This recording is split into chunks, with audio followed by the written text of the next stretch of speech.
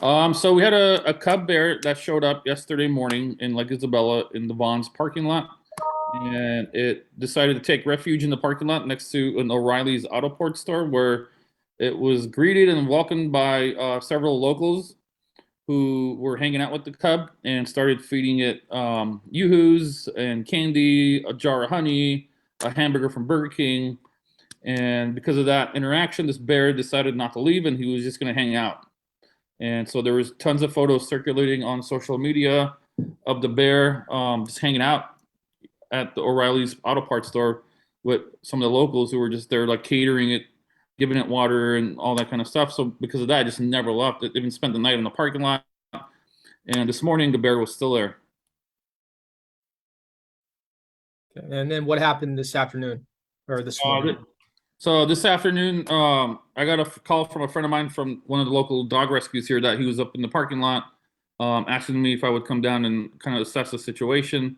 And so I got down there and saw that Kern County Sheriff deputies were all over the place because there was some type of lag with California Department of Fish and Wildlife. There was multiple attempts to get in contact with Department of Fish and Wildlife since yesterday morning when the bear was first spotted, but nobody showed up. We had no game wardens to show up, no biologists showed up till today about 1 o'clock is when they decided to come out. Almost a day and a half later. So they came out and they had a biologist that showed up there and shot a tranquilizer at the bear. So the bear eventually came down and was taken. Can you just talk about the dangers that kind of pose with humans getting so close to wildlife like that? Yeah, so this bear was super friendly. The few hours I was down there watching this bear, it had absolutely zero fear of humans.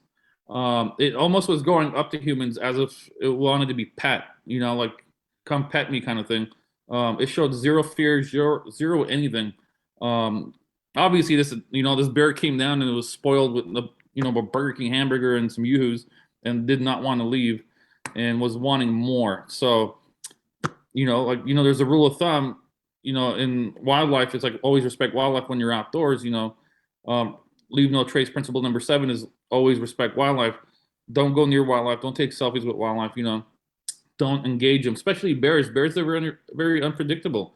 We don't know. We're lucky we got this very sweet little bear that just kind of hung out and didn't want to do anything and just danced with people.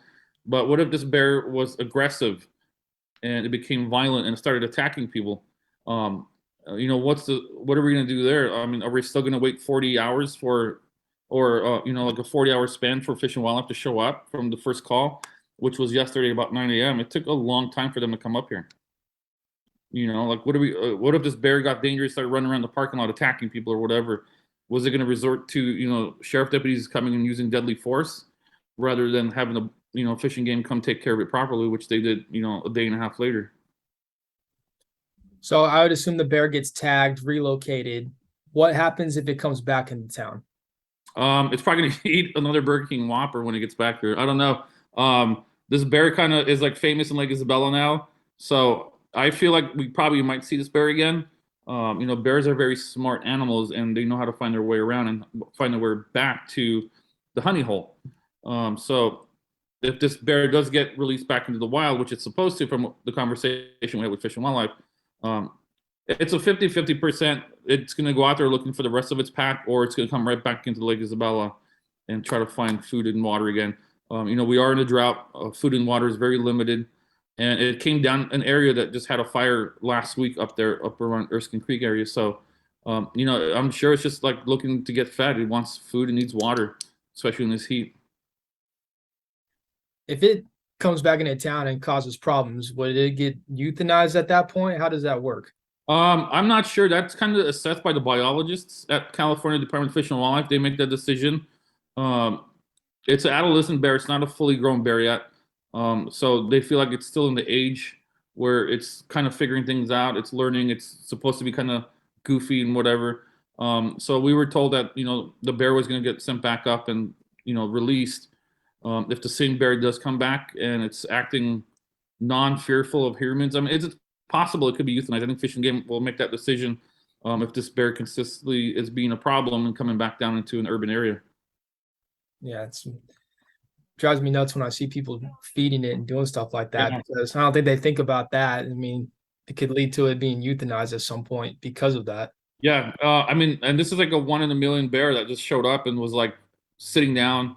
There's photos on social media of it just like hanging out. It's like standing on 2 feet, like eating a burger and dancing with some random dude that's just on the street. It's just like a random bear that was like looking for a good time to live his best life.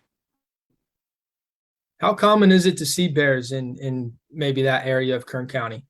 It's very common, especially in these drought years. We do see a lot of bears starting to come down to the lower elevations, looking for food, looking for water. They're very common in a lot of the campgrounds in Sequoia National Forest on the upper Kern River and in the lower Kern Canyon. There's resources there are depleted between the drought and the fires. So they come down, they need food, they need water, and there is a lot of we monitor social media for the Kern River a lot, and we do see lots of photos being posted by campers and visitors of the bears in the campgrounds or by the hot springs or even around the roads. The locals are always posting, photos from the ring cameras about a bear being in there. This past 5-6 days has been very, very active in the Kern River Valley with bears everywhere from Isabella to Bobfish to Wofford Heights to Kernville. There's been almost daily and nightly bear encounters up here. And then can you talk about the importance of securing your trash for like homeowners in that area and things like that? Yeah, I mean, the best route to go is, make sure you're securing your trash lids. If you have a service that comes pick up your trash, pay the extra a few bucks and get a bear-proof container out there and go that route. Or keep the trash in your garage or behind a gated area. But I mean, sometimes that doesn't work. We've seen ring camera footage of some of the residents up here where the bears are literally plowing through a wooden fence, ripping the fence apart to get to the trash can. So even at that point, these bears are getting super desperate and aggressive, and they're still going in. They're like knocking down walls. They're getting through the backyards and getting to the trash cans. Do you get I don't know if you can answer this or not. Do you get like a citation or anything if you're like interacting with wildlife like that? Is there any type of Um, penalty? there, I'm not exactly sure if there's an exact citation for that, but from the conversations we've had with law enforcement regarding the one individual in many photos who's been feeding this bear, it just seemed like law enforcement didn't have any care about it. Like they didn't seem like they were gonna go after this guy. I think their main focus was trying to get this bear back up in the mountains and away from a public area. Okay. Anything else you'd like to say or add that we didn't talk about? No, I mean, you guys get the photos I sent, the videos? Yeah, we got all that. Thank you. All right, yeah. That's about it. I mean, my best advice is if you see a bear, or any wild animal, just respect it, leave it alone, it'll leave you alone. Simple as that. Don't go up there, take a selfie with it, which a lot of people do, which we see always in Yellowstone. People go up and get run over by a buffalo. It's common. And this is the one instance that we got lucky with a super sweet, nice little bear that just wanted to be friends with people and eat. So, and then there's times where we've seen YouTube videos of bears chasing mountain bikers or chasing hikers. So, you just have to treat all wild animals as if they're 100% wild and they could be aggressive no matter what. So, yeah, just leave them alone. They'll leave you alone. What's the rule of thumb of how far you should stay away from them? So Leave No Trace actually has a method for this, and you're supposed to put your thumb out. So you put your thumb out like this, and if you can hide the wild animal behind your thumb is what's considered a safe distance.